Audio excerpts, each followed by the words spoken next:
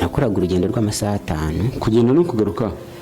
Kugenda gusa ngiye kuri shooting sabi nkamutegera agaturika Musanze ngiye nkakora urugendo n'abandi bapeti rw'amasaha 5 n'amaguru mva iburera hafi y'ahantu bita Kirambo hafi y'akarere kaburera kari kubatse n'amaguru nkagera ahantu bita kuri Base Irurindo twavuga mu rugo saa 10 z'ijoro tukajya mu masaha 4 saa 5 tuje gushutinga no mu gutaha nuko tukagera mu rugo saa 5 z'ijoro amaguru. None uyu munsi nyine n'amateka yarahindutse nyine. Ese Danizo mbitekereje mwumva nyine isere yinyishe. Uyu munsi hari urwego ugezeho wagize umugisha usoza kaminuza.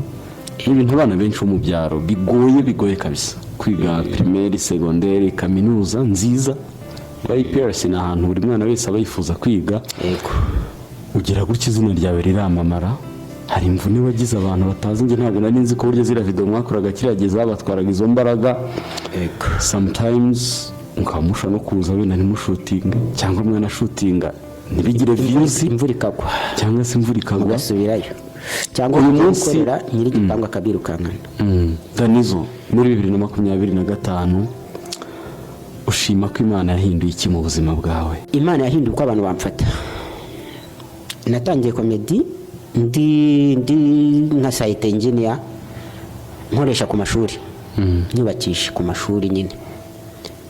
Abantu bakabwira mama ngo umwana ngo yasaze umuntu w'engineer no kwirwa arakora ubwa nka buriya ubugoryi nka buriya ngo abana bacu ngo abakobwa ngo yabahinduye indaya ngo abahungu yabagize abarara ngo bura ngo nta kindi ngo bagiye kunywa itabi.